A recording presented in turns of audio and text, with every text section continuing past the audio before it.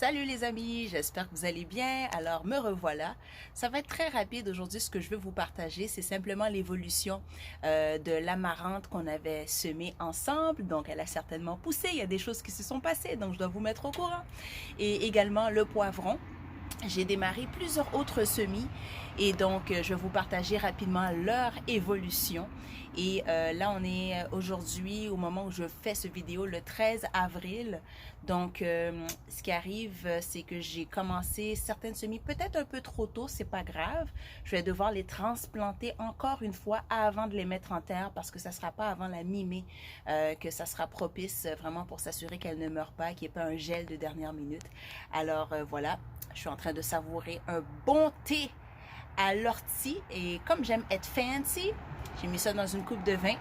Alors il y a mille et une vertus dans l'ortie que, en passant, je fais pousser également de façon biologique. Alors je vous montre tout ça. Donc stay tuned.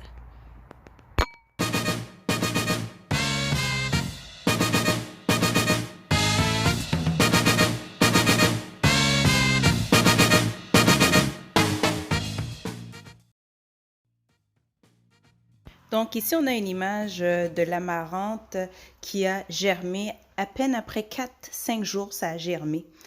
Sauf qu'il y a une erreur, j'ai utilisé un terreau trop lourd de jardin. Et il n'y en a que 3 qui ont survécu, on les voit ici. Donc j'ai substitué le terreau pour un terreau de semences. Donc la terre est beaucoup plus légère. Donc ça, c'est les 3 qui ont survécu sur 20 semis. Et j'en ai redémarré. Ici, on voit 12 autres amarantes. Donc voilà, dans des capsules Jiffy. Donc ça, c'est sûr que vous allez réussir vos semis si vous les démarrez là-dedans. Et il y a aussi le petit couvercle ici qui permet de créer un effet de serre. Donc pas trop d'humidité, mais juste assez pour les semis.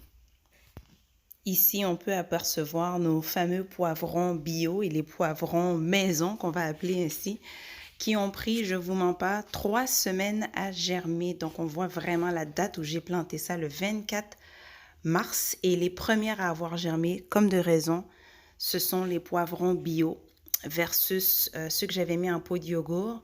Il n'y en a que 2 qui ont germé. Mais les premières à avoir germé, c'est vraiment celle que j'ai montrée tantôt.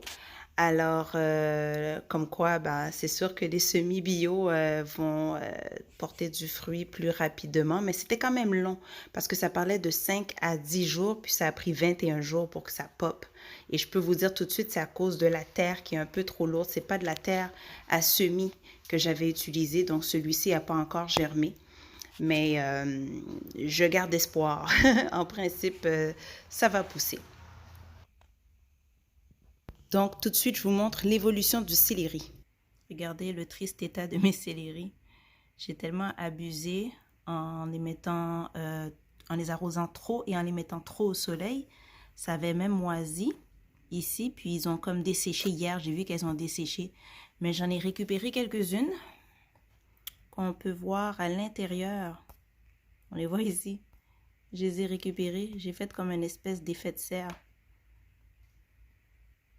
ici. Donc, il y en a à peu près 16 là, parmi celles qui ont le petit capuchon. Bon, pas capuchon là, mais lorsque j'ai pu créer l'effet de serre, je fais des petits tests. Et aujourd'hui, on revoit justement les céleris qui ont beaucoup poussé, celles que j'ai pu récupérer. Alors, elles sont toutes belles, toutes fraîches. Puis, qu'est-ce qui est drôle, c'est que quand je retire le capuchon, il y a une odeur de céleri. C'est dur à croire que ça va mesurer 1 pied de haut. Donc voilà, ça c'est les céleris que j'ai repiqués dans des godets plus larges. Puis j'ai pu rescaper une vingtaine, 16, 20 céleris à peu près. Ce qui est quand même pas mal. On poursuit ici avec le chou kale qui prend de l'expansion. Ils sont tout beaux.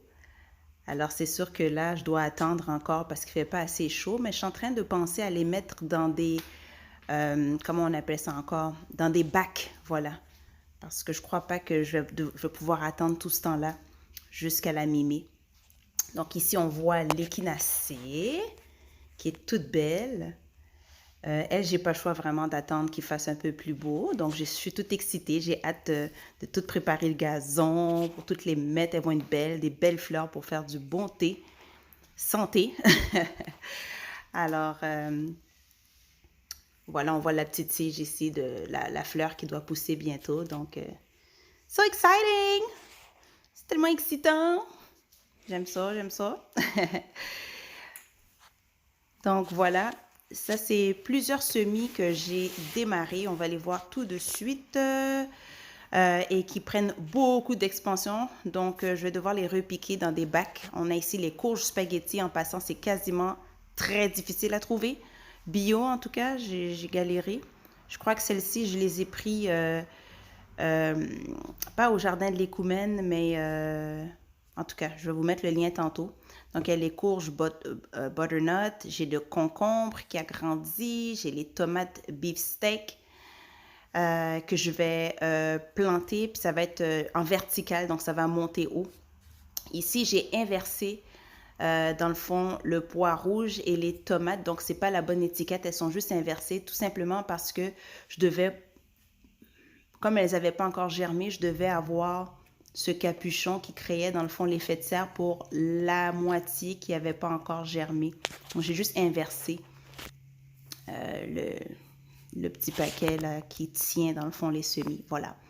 Alors, on continue. Donc, il y a le pois rouge, comme on a dit. Il y a les aubergines. Je les ai toutes faites en même temps le 4 avril.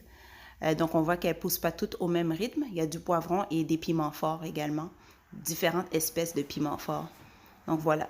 Donc, ça, c'est ma batch du 4 avril. Donc, comme vous voyez, elles ne grandissent pas toutes au même rythme. Et ça, c'est mon petit bac d'aromates. Donc, on a ici le persil plat. Si on veut faire de la bonne nourriture, ça prend des épices.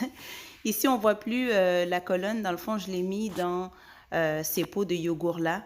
Ce sont des pois noirs. Très intéressants pour notre cuisine haïtienne. Donc, voilà. Je compte avoir beaucoup d'haricots, beaucoup de pois, de fèves de différentes espèces. On a l'ortie, donc c'est le fameux drink que j'avais en introduction. Pourquoi l'acheter au magasin naturel si tu peux le faire pousser toi-même? Donc ça, je compte en avoir tellement. C'est tellement une plante miracle. Miracle. Elle fait 1001 choses pour le corps, pour l'immunité. Alors voilà, les oignons Gladstone. J'ai pris ce qui restait parce que ça part très vite. C'est la première fois que je cultive ça, des oignons. Donc, j'ai hâte de voir l'évolution de cela. On a ici également un autre panacée des épices, donc le basilic sacré. Je me fais régulièrement des tisanes du basilic sacré dont je vous partage les vertus. Donc, c'est trop merveilleux. Et la dernière rangée, ce sont les échalotes ou les oignons evergreen, indispensables pour donner du goût à notre cuisine. Je ne sais pas d'où vous venez, un peu de partout. Donc voilà, ce sont des indispensables. Donc voilà, vous avez la vue d'ensemble des semis qui n'attendent qu'une chose, d'être replantés. Prochaine étape, je suis en train de configurer les associations des légumes. Donc oui, il y a une association. On ne peut pas mettre n'importe quel légume à côté de n'importe quel légume. Et également, je réfléchis à la restructuration de mon potager. Donc, c'est à ne pas manquer. C'est à suivre. Donc, à très bientôt. Bye!